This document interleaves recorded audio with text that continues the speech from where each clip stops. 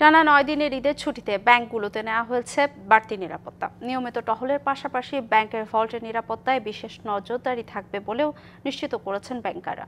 নিজস্ব নিরাপত্তার পাশাপাশি পুলিশ ও যৌথ বাহিনীর সহায়তাও চাওয়া হয়েছে নিরাপত্তায়।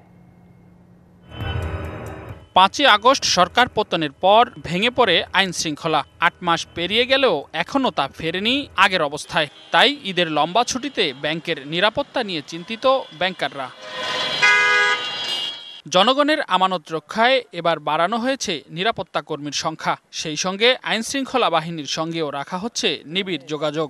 আমাদের তো সবসময় নিরাপত্তা প্রহরীতে সেটা নিরাপত্তা নিশ্চিত করা, এবার সেটা করা হয়েছে এবং তাদের ছুটি বাতিল করা হয়েছে। আমাদের অফিসারদেরকেও নিয়োজিত রাখা হয়েছে, তারা তো পিরিয়ডিক্যালি সেটা এনশিওর করে যেন নিরাপত্তা ব্যবস্থাটা কার্যকর আছে কিনা। আমাদের আইন শৃঙ্খলা বাহিনী যেটা আছে, বিভিন্ন সংস্থা আছে, তাদেরকেও আমরা পত্র দিয়ে অনুরোধ করেছি। বিশ্বমানের থার্মিক্স রড, সালাম স্টিল থার্মিক্স, দেশের একমাত্র থার্মিক্স রড। ব্যাংকাররা বলছেন ভল্ট ও এটিএম বুথ খুবই সুরক্ষিত, এগুলো নিয়ে তেমন শঙ্কা নেই।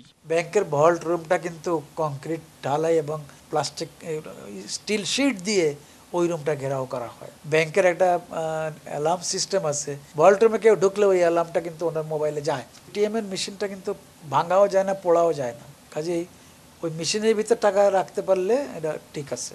তবে ব্যাংকের শাখা ও এটিএম বুথের নিরাপত্তা নিশ্চিতের তাগিদ আছে কেন্দ্রীয় ব্যাংকের পক্ষ থেকে। নিরাপত্তার ব্যাপারে এক চুলো ছাড় না, সবসময় সিকিউরিটি গার্ড থাকবে, সিসি ক্যামেরা তো সবসময় তাদের আছে।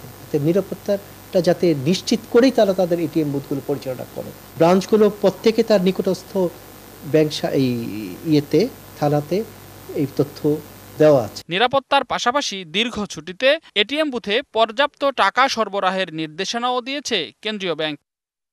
রেদওয়ানুল হক, ডিবিসি নিউজ, ঢাকা।